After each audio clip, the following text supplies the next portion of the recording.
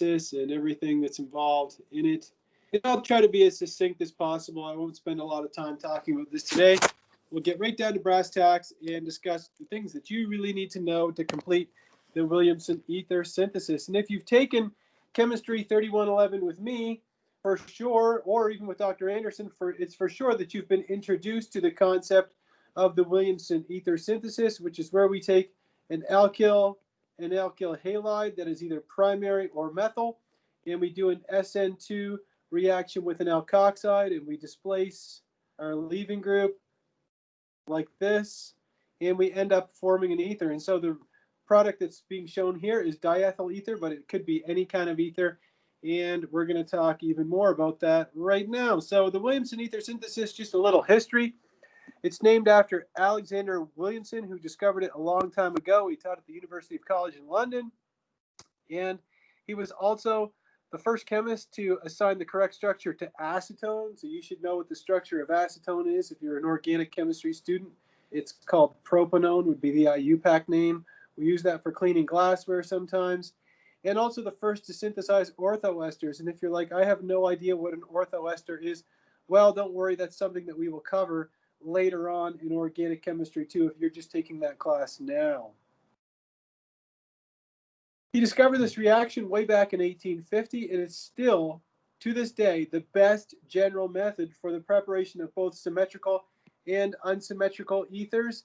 It is widely used in both laboratory and industrial synthesis. It remains the simplest and most popular method for preparing ethers. So I can guarantee you that even though this is an old reaction, it is still a very useful reaction, and I can guarantee that somebody is doing this reaction right now, somewhere in the world, probably somewhere in this state. Well, let's get into the chemistry a little bit more. It says the Williamson ether synthesis forms an ether from an alkyl halide and an alcohol. So we start out with an alkyl halide, and we treat it with an alcohol that we deprotonate to form an alkoxide. And we do the SN2 reaction, and you can always practice drawing your curved arrows that you're going to get your SN2 like this, nucleophilic attack, loss of leaving group, like that. So not only will you get the ether, but you will also end up with a salt. So let's say if X is equal to iodine, then you'd end up with sodium iodide as your salt. And the good thing is that salts are water soluble, so this is going to be something that's H2O soluble. And the ether is going to be soluble in organics. So we'll put here organic soluble. And so that enables us to separate these two using the process of extraction. It says here that it is an SN2 reaction between an alkoxide and a nucleophile, an alkoxide ion nucleophile and an alkyl halide. Which alkyl halides are going to work and which ones don't? How do we make that base? Because I'm not going to give you the alkoxide. You actually have to make that from an alcohol. All right, and we're going to talk about the choice of base in a few seconds. So if we were to compare the relative rates of the treatment of an alcohol with an alkyl halide, that would be a very slow reaction, not a very useful reaction, I should say. Okay, it's going to be very slow. But when we add a base, we deprotonate and make an alkoxide. And we go from having a weak nucleophile to a strong nucleophile. And the strong nucleophile, of course, is going to react much faster. And so that's why we want to make the strong nucleophile to have a fast reaction. We only have a limited amount of time in the Organic Chemistry 2 lab. It says here the conjugate base of the alcohol is a better nucleophile. It's a faster reaction. And instead of better nucleophile, I could have put stronger. It's a stronger nucleophile. The most common way to show this reaction is to show the alkoxide added in the presence of alcohol. You can also start with the alcohol, add the base. Either way, you're going to end up with the same product, which is an ether. Now, in terms of the alkyl halide, if you studied organic chemistry with me this semester in Chemistry 3111, you would have heard about this. But in case you haven't, let's do a little refresher. It says here that if you were to use a primary or methyl halide, that's going to work well. So if we have a methyl halide, this is a methyl halide, the reaction is going to work really well because when the nucleophile goes to attack, this is not hindered, right? The methyl group is not hindered. In fact, it's the least hindered carbon you could have. and then we're going to get the loss of our leaving group, no problem. So that's going to work extremely well. Similarly, if we have a primary alkyl halide, well, here is a primary alkyl halide. Why is this primary? Because this carbon, this methylene carbon right here, is only attached to one carbon, right? There's only one carbon attached. And so the same thing applies here. We could get our SN2 reaction like this, and that is also really going to work very well. And again, the answer to this question at the bottom is because neither methyl nor primary alkyl halides are sterically hindered. And so we can do that SN2 reaction, no problem. On the other hand, if we were to choose a secondary or a tertiary alkyl halide, this is where we run into problems. Because if you think about using a strong nucleophile or in a strong base like ethoxide that is shown right here, if you were to use that with a secondary alkyl halide, well, you might remember from chapter 7 of Organic Chemistry 1 that what would predominate here would be the E2 reaction, right? You would get some SN2 reaction, but you would mostly get this. You'd get the abstraction of a proton followed by the loss of a leaving group like this to give you this molecule here, which in this case is propene. Not very useful. That's not an ether. Okay. If you had a tertiary alkyl halide, well, that means you're going to exclusively get the E2 product. You would get nothing but the E2 product. And we can practice drawing that mechanism as well. We would abstract this proton, form the double bond, loss of leaving group, and we would end up with this molecule, isobutylene. All right. And we'd get none of the ether in that case. Now, it says here that if we take an alcohol and we treat it with a base, we can make an alkoxide, which in turn we can use for our Williamson ether synthesis. Now, the question is, which base should we use? Well, there's a few options. It says here that you can use NaH, and NaH is sodium hydride, and you should be able to draw the Lewis structure of sodium hydride. It's a sodium cation and a hydride anion, and hydride is actually a very good base, and I've used sodium hydride millions of times in my life, and the problem with sodium hydride, I would say in the undergraduate lab, is that it says here that sodium hydride can ignite in air. So normally when we work with sodium hydride, we work with it, we keep under nitrogen or argon. And you're like, what do you mean by under? It means that when you work with it, you've probably all seen those glove boxes. It's what Homer Simpson is working in at the beginning of The Simpsons. This is where we have an inert atmosphere, so we don't have any air inside the box. And you fill up the box with nitrogen or argon because those are unreactive gases. Now, the problem with that in an undergraduate lab is that would be very difficult to get everybody set up with glove bags or a glove box or something like that. And so we generally like to avoid using sodium hydride, even though it is dispensed as a dispersion in mineral oil. So it usually comes as a 60% dispersion in oil, which can be safely handled in air, but then you have to worry about the oil. Anyhow, it just turns into a thing, I guess, because you have to remove the oil. And then it also says that you could use lithium, sodium, or potassium. Well, you probably already know what the pitfalls are with alkali metals because all three of these only have one valence electron. So these are very, very reactive metals. In fact, lithium is quite reactive. Sodium is even more reactive, and potassium is the most reactive of all three of these. So we definitely wouldn't want to be using one of those. In fact, whenever I teach general chemistry, I always have somebody who tells me, Mr. Dion, I saw a video of somebody putting potassium in water and it caught on fire. Can you do that? And I'm like, no, I like to avoid fires. Anyhow, so that's why we're not going to use either of those. And you might be wondering, well, what have we got? What have we got in the hopper? Well, we have an option. It says here that the actual reaction that you are going to do in the lab is shown right here. You're going to start with this molecule, acetaminophen. Everybody knows what acetaminophen is. And then you're going to treat it at the same time with ethyl iodide as your electrophile. You're going to do the reaction in DMSO, which is dimethyl sulfoxide, okay, which is this CH3 S sulfur with a double bond, okay? So that's DMSO.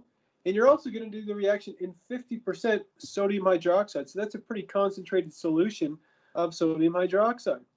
And again, what you're going to be doing in this experiment is you're going to combine acetaminophen, ethyl iodide, and you're going to synthesize this molecule here, phenacetine. I suppose that most of you probably haven't even heard of phenacetine before unless you read everything about this experiment ahead of time, but this used to be an over-the-counter drug. Anyhow, we call this a one-pot reaction. I know that nowadays people are into the slow cookers or the one-pot, or I forget what they're called, the one-pot cooking or something like that. Anyhow, my wife told me about it. But a one-pot reaction in chemistry is one where we just put all of the reagents together and we stir it and we end up with the product just like that. So we put everything all together. And so you can see why this is a very good lab for an undergraduate organic chemistry student. While this reaction has been minimized for hazards, we always try to keep hazards to a minimum. Be aware that these reagents are toxic and personal protective equipment and care will be emphasized. As always, nothing new there.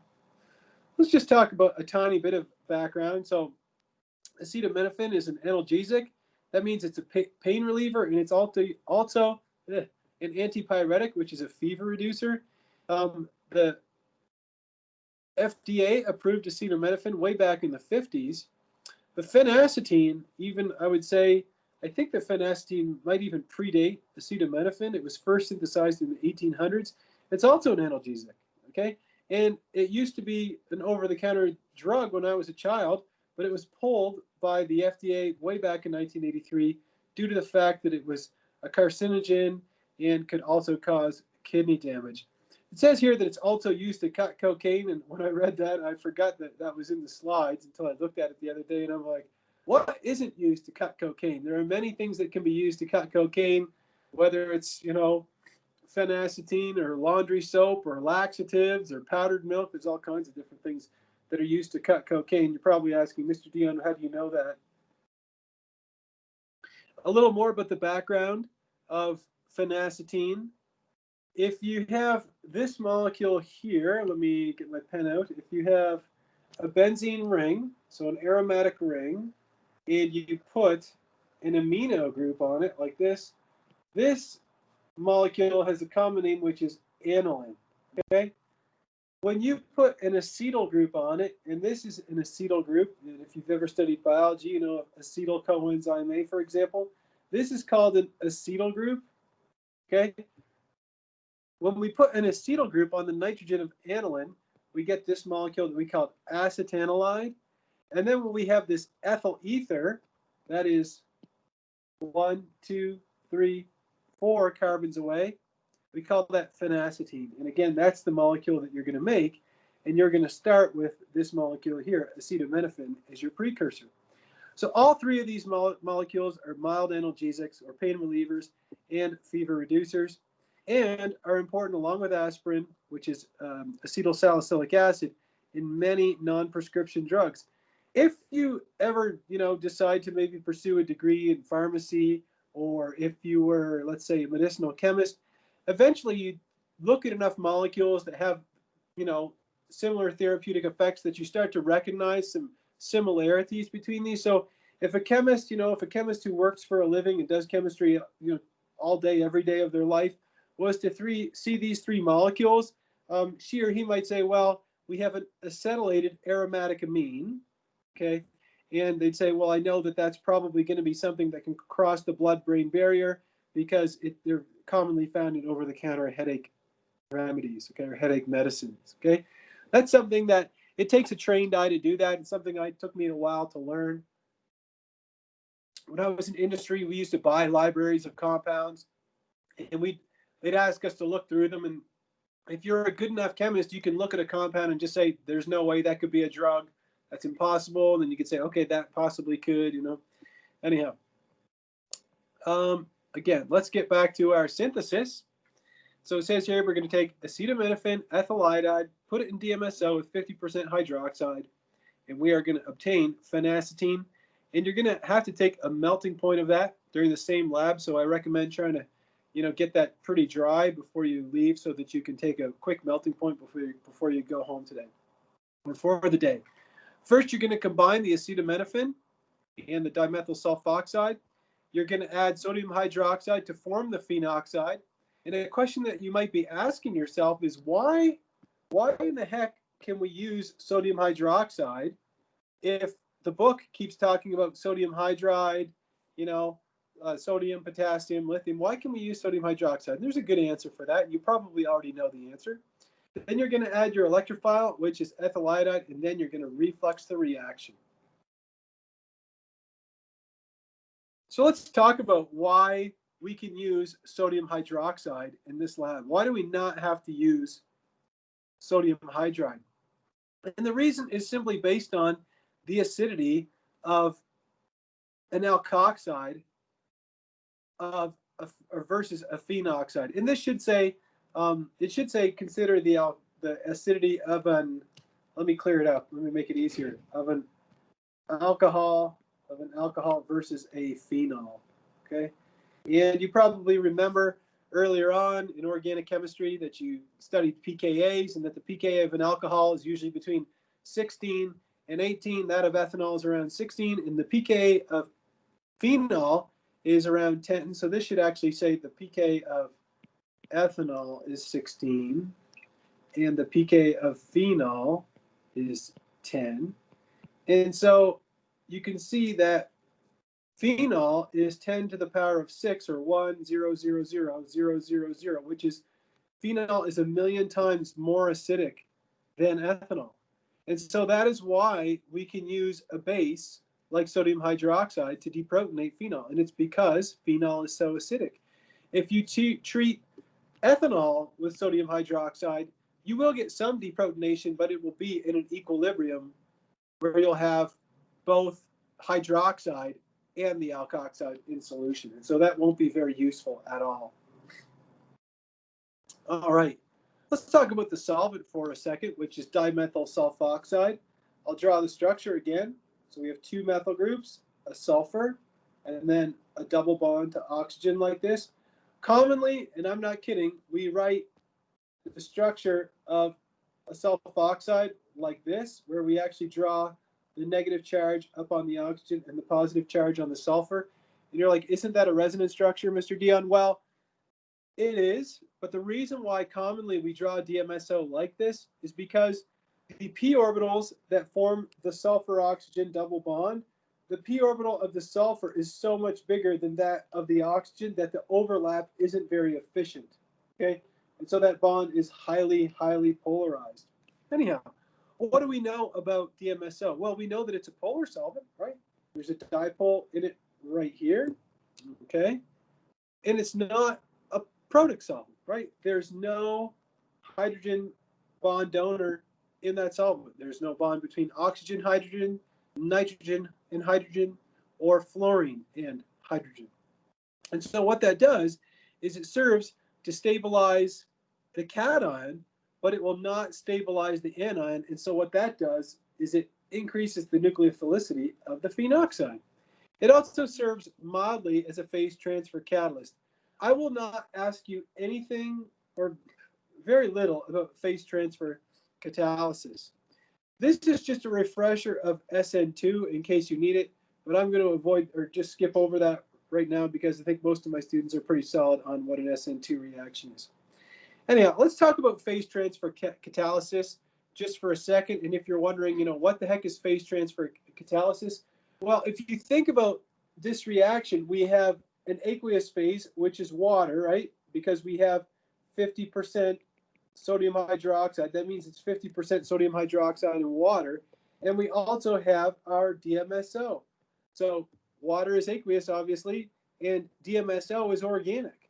So we have organic and aqueous. And if you remember from organic 1, we did an acid-base extraction. We used organics and aqueous solvents, and they don't mix. So how do we get these two phases to mix to have a reaction? If one half of the reactants are in one phase, the sodium hydroxide, and if one half of the reactants are in the other, for example, the acetaminophen, that's organic, so it should be soluble in DMSO. Well, the reaction is actually going to occur at the interface between the two phases.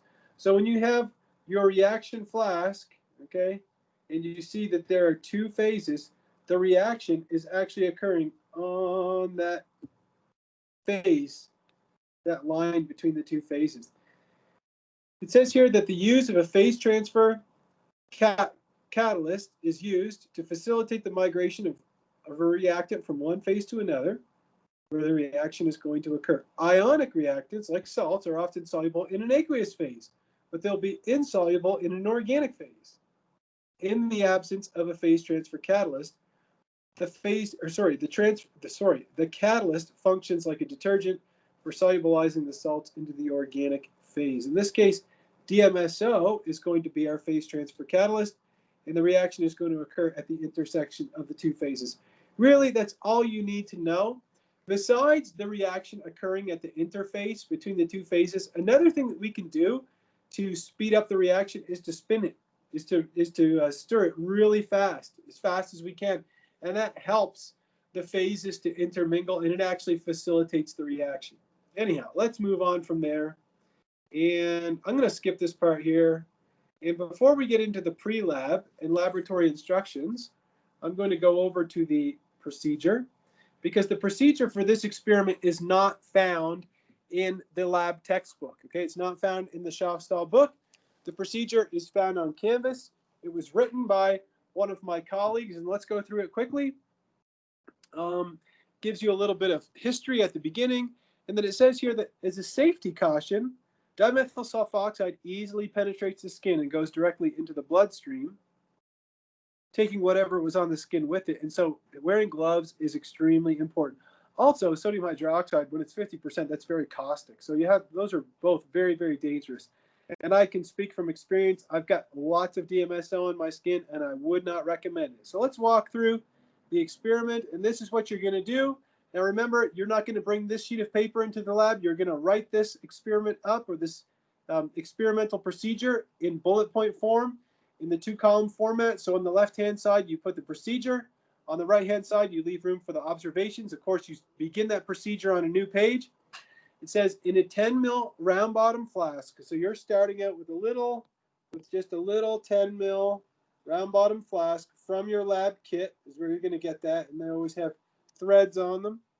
Okay.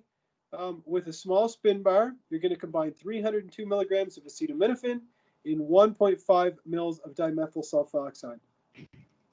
You mix that at room temperature until you get all the acetaminophen to dissolve. Then you're going to take that round bottom flask and you're going to put it on a small cork ring and then put it on the balance and tare that to 0 so that you can weigh something into that flask. Then you're carefully going to add 200, notice that I have a decimal place here, so 3 sig figs, 200 milligrams of 50% sodium hydroxide, drop-wise. And if it's, if you add 188 or 212, it's no big deal. You're just going to use that in your calculations for your theoretical yield. Then you're going to gently swirl everything, and then you're going to add 312 milligrams of iodomethane.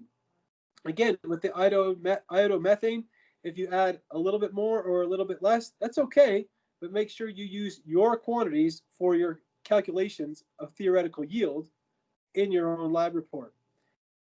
Make sure to use a plastic pipette for the iodomethane and hold it vertically so the iodomethane doesn't run out. It's very dense. So this is just something that you learn with experience in the lab. But if you take that pipette and you hold it horizontally, thinking, oh, it's not going to squirt out, it will. The more vertically you hold it, like the more upright you hold it, the less chance you have of it squirting out. Anyhow, you add an air condenser, and I'm going to show you a picture of what an air condenser looks like in a second, to the round bottom flask. Place it in your aluminum heating block on the stirrer hot plate. Put in a lollipop thermometer, because the thermometers that are on the actual hot plates themselves are not as accurate as the lollipop thermometer. So you put that in the heating block, and then while stirring, you heat the reaction for about 30 minutes at 90 to 100 degrees Celsius. So what I like to do is I start by heating the hot plate at 1.5 times the desired temperature, which would be around 140 to 150. And then if it gets up too high, you can mitigate that and monitor. Always monitor the temperature of the reaction on the lollipop thermometer. Then you remove the round bottom flask after stirring for about 30 minutes at this temperature. You let the mixture cool for 5 minutes, and then you pour it into 10 milliliters of ice cold water. So don't just pour it onto ice. That's a no-no. You pour it onto ice cold water, and you should get a nice tan precipitate. You rinse the round bottom flask because there will probably be residual product in there. So you just take a little bit of cold water, 2 milliliters, add it, swirl it around, dump it into the vacuum filter, use your Hirsch funnel. There you go. And then you wash the crude product into the Hirsch funnel with an additional 2 mils of cold water. Let the product air dry for 10 minutes. Now, when it says air dry, I'm going to allow everybody who's a student of mine to use the vacuum.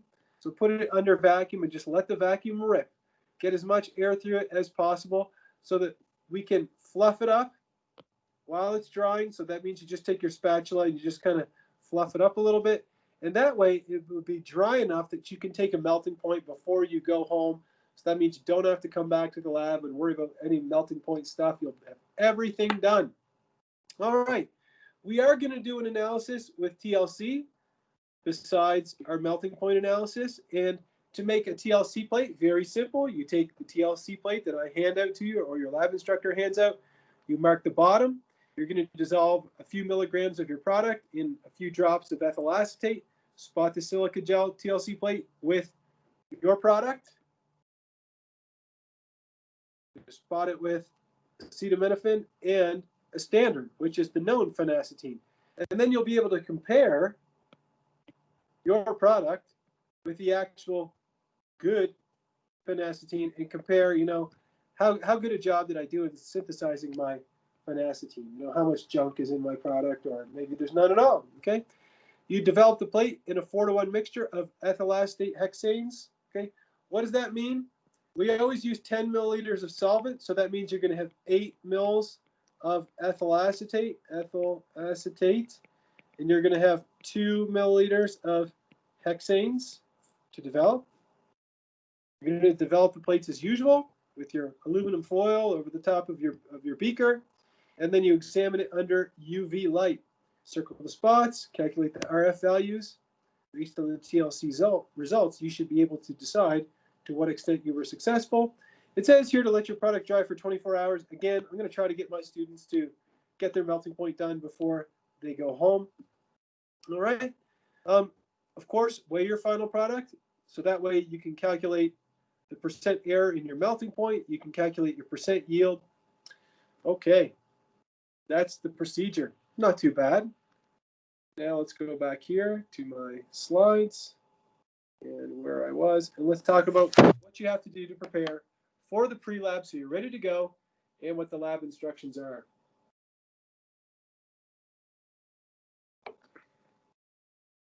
All right.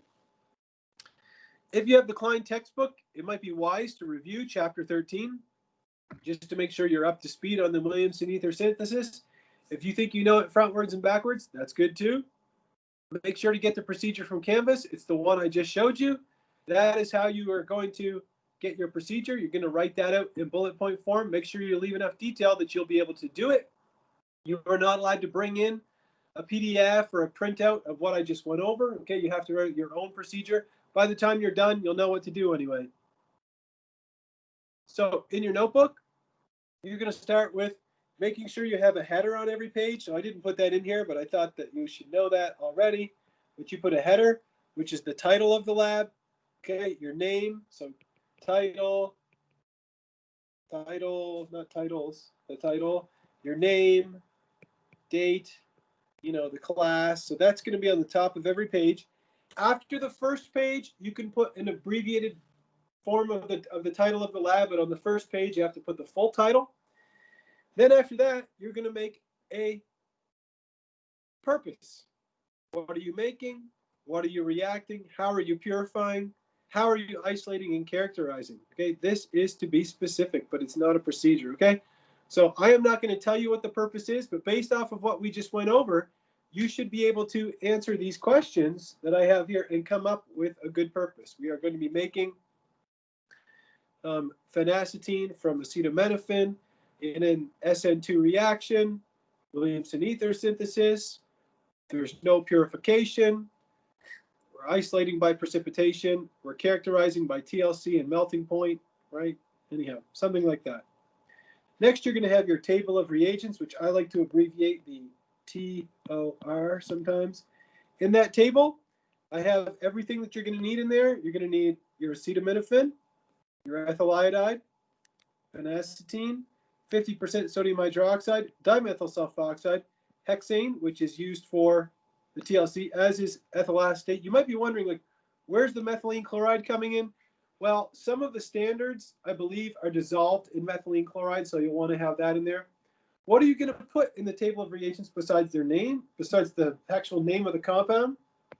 You're also going to put in their structures, their molecular formulas, or their formula units. Their molecular formulas, their molecular weights, relevant physical properties. So you don't have to put every physical property. Put a melting point for a solid, densities, boiling points for liquids, okay? Density, concentration for sodium hydroxide. Make sure that you include your data source below the table, which will probably be the Chem 3112 chemical list.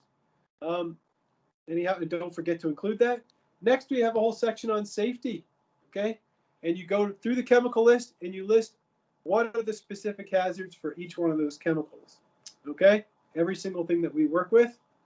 Nothing new if you took Chemistry 3102 at UCCS. Next, you put in a balanced chemical reaction. Well, the good news is I've already done that for you, okay? No mechanisms, don't put any curved arrows in. Something that you might want to do below each reactant, you know, like your acetaminophen, maybe you could put the molar mass, and that's up to you. You don't have to. But I like to do that because I find it helpful when I do my limiting reactant calculation. So again, after your balanced chemical equation, chemical reaction, you are going to do the calculations for limiting reactant and theoretical yield. And this is based on quantities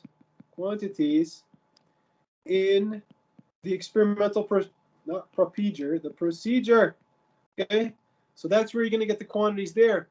Then on a new page, you have your procedure and observations. Remember, you have your notebook page like this. You divide it in half. On this side, you write your procedures. On this side, you write your observations. So you write them all here. And on this side will be left blank. You're going to fill that out in the lab.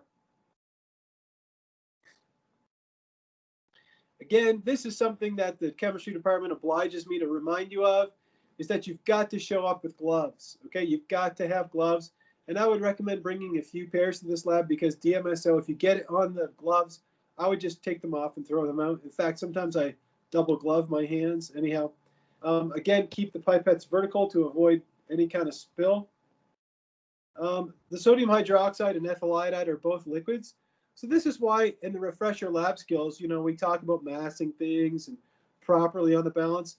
And there's a couple of reasons for that. First of all, it's to get accurate results. But second of all, it's to mitigate, you know, spills and to keep our balances intact because they're very expensive. And so what you want to do if you want to weigh something out in a round bottom flask, this is a round bottom flask here.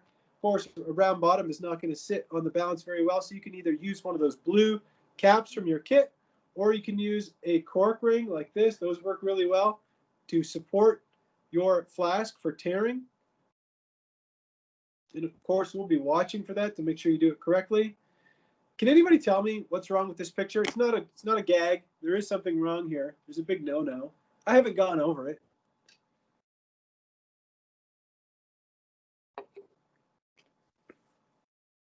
Does anybody know what's wrong with this picture? No? Okay. Well, if you're unsure, this is the magnet that you're going to be using, okay? This magnet does not come from your kit, okay? This magnet is going to be in a beaker at the instructor's desk, okay? So it's going to be at the front desk. And you should never weigh anything with the magnet in your round bottom flask because the magnet will throw balance off, okay? Because the balance itself actually works by magnetism. And so never have a magnet in there. Big no-no. In fact, when I was an undergraduate, I remember in physical chemistry, we did a lab one time and they got us to put magnets in the glassware and we had to position them, you know, in different ways. It's just kind of a silly thing to do. but we would position the magnet in different ways and saw how the balance read it, kept reading it wrong. It was kind of interesting. Anyhow, here's what your glassware setup is going to look like. Mr. Mayer usually sets these up in the lab, but a picture is worth 1,000 words. So you have your hot plate. If you're new to UCCS, all of our hot plates, we have these heating blocks here that are custom made for the university. This is the lollipop thermometer. We have those in a drawer up at the front. Make sure you turn that off before you go home. So not only will you monitor the temperature on the temperature gauge, which you can't see in this picture, but you'll also monitor it here. Remember, the temperature that you read on the lollipop thermometer is going to be the more accurate of the two because it's actually stuck inside the heating block. All right, then you have your round bottom flask with your stir bar. Of course, you support the air condenser with a clamp. Make sure you do that carefully so that you don't break the condenser. And there you go, that's your setup. Another thing I would point out is that it's probably a good idea to get your setup as close to the center of the hot plate as possible. Sometimes last semester I'd see somebody trying to stir something in the corner or something like that. Well, the stirring mechanism is centralized with respect to the top of the hot plate. And so I would recommend trying to get this all set up as close to the middle as you possibly can.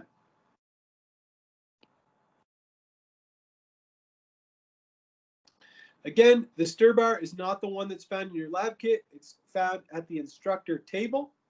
You return it when you're done. We've had some problems in the past with people losing, or I don't know what they're doing with these stir bars, but anyhow, we've had Mr. Mayer's been really frustrated by that a few times. And so I'll just leave it like this. Make sure you return the stir bar. Otherwise, we don't want to remove points for people losing them and stuff. But and if you're wondering, like, why are you so tough on something like a silly stir bar? Well, they're actually way more expensive than you would ever imagine. Anyhow, they're coated in Teflon. Again, I recommend, since the reaction is done at 90 to 100 degrees Celsius, I recommend setting the hot plate to around 140 to 150. Once it reaches 90 to 100, you start your timer, and then you mitigate the temperature on the hot plate to make sure that the lollipop thermometer always reads somewhere between 90 and 100.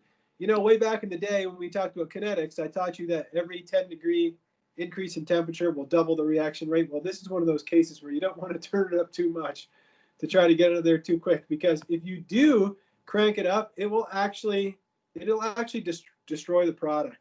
So you don't want to overheat it. You want to take your time, get it done right. It's only 30 minutes.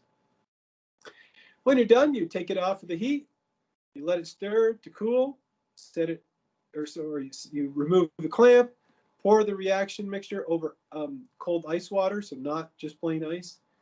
The standards, it says here standards are up front. That's from a previous semester. With the whole situation with the university now, I don't know where Mr. Mayer will put them, but they'll be easy enough to find. And of course, you're going to dissolve your product. Just put it in a little test tube. Take the tip of a spatula, put it in the test tube, add a few drops of ethyl acetate. Boom, there you go. That's your standard, or that's your product, sorry. Very easy to make a TLC sample.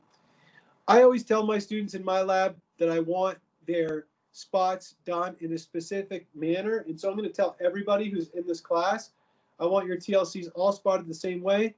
The first spot will be your acetaminophen. The second one will be your product. And the third one is your phenacetine, like that. I already mentioned that you're going to develop in 4:1 ethyl acetate hexanes. These standards will already be prepared by Mr. Mayer. And again, dissolve just a tiny, tiny bit of your sample in a few drops of ethyl acetate. Here it says 5 to 6. I think on another slide it said 8 to 10. All it means is just a tiny little bit, and you'll be good to go. Not much to it there. So again, this is something that one of my colleagues always likes to do. Is he really likes summaries. And so of course you're going to come into the lab.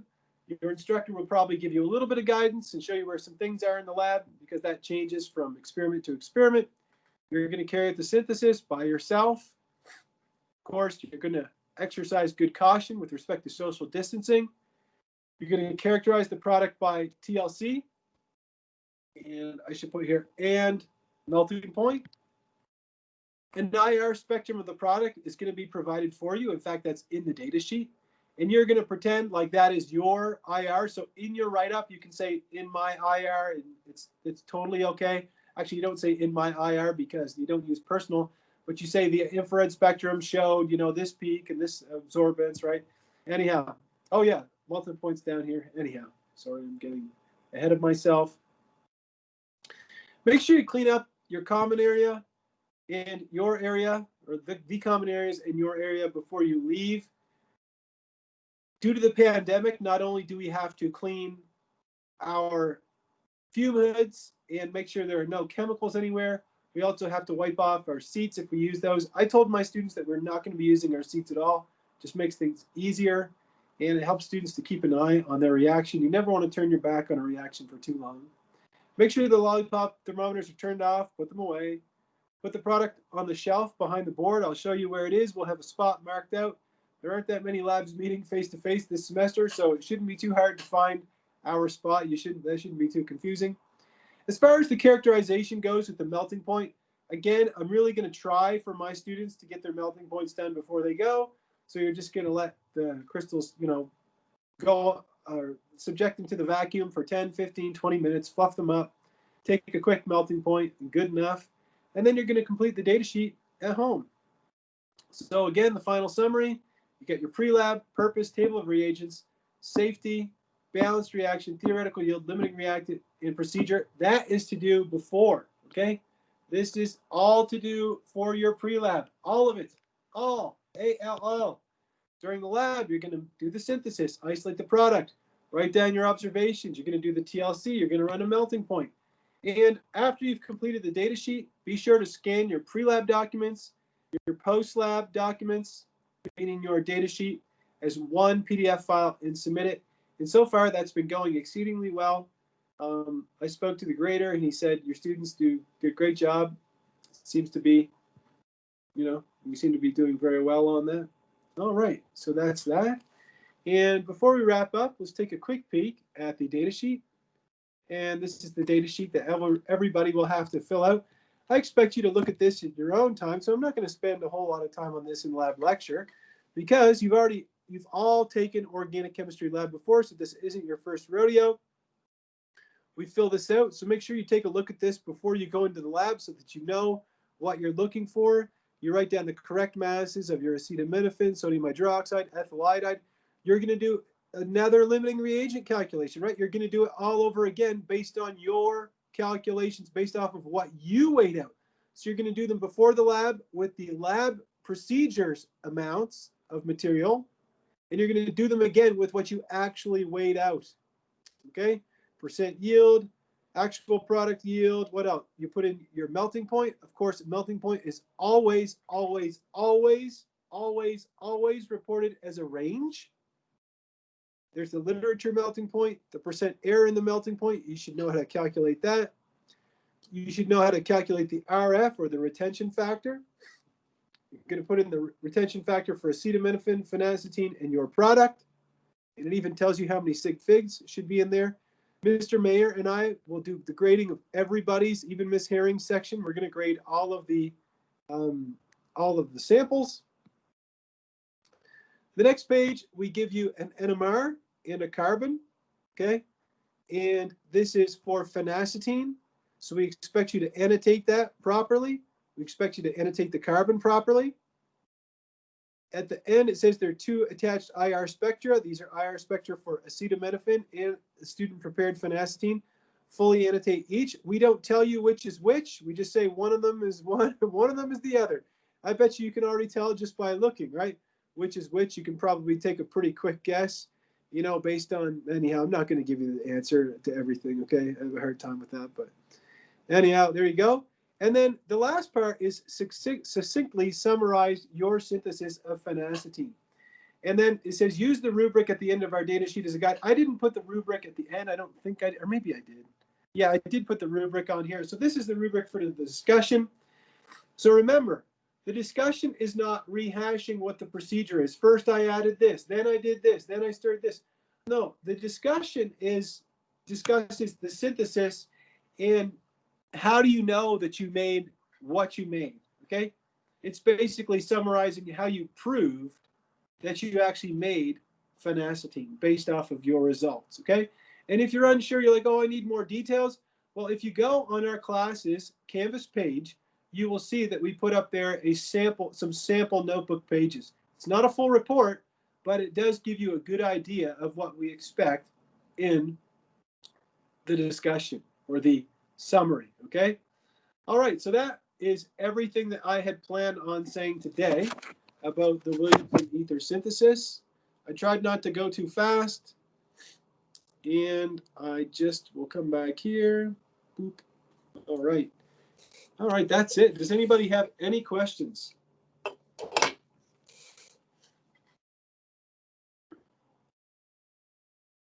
I can see the chat if you have any questions I can put in there. Again, I tried to be quite clear, but if there's any questions, what do we need to know for the quiz? Well, everything that I just said. So everything that I just went over is considered fair game for the quiz. And for the quiz, you will need Respondus Lockdown Browser. And I'm not going to be budging on that. You definitely will need Respondus.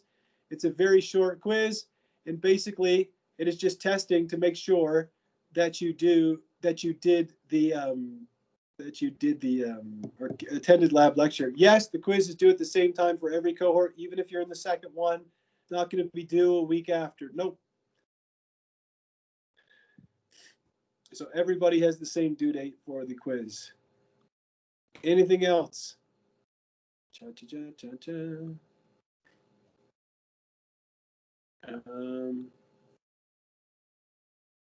Okay. All righty. Well, that about sums it up then. Okay. So again, if you're in cohort 1, we will see you on this coming Thursday, the 24th of September. And if you are in the second cohort, I will see you on October 1st. And again, the quiz is due at the same time for everybody. I can double check the due date. I have so many due dates in my life that I can't keep track of all of them, but it is due on, where is it? Oh, fiddlesticks. It's in here somewhere.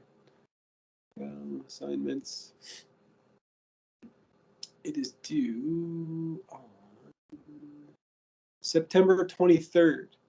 So it's due in about 5 days from now. So you have lots of time between now and then. Lots of time.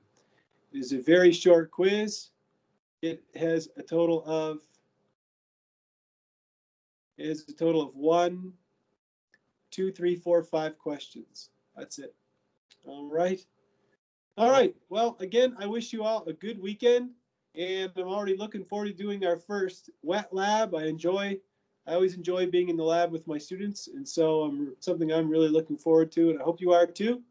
And I will see you if you're in organic chemistry 1. I guess I'll see you before Thursday, but if not, I'll see you sometime soon. All right, bye.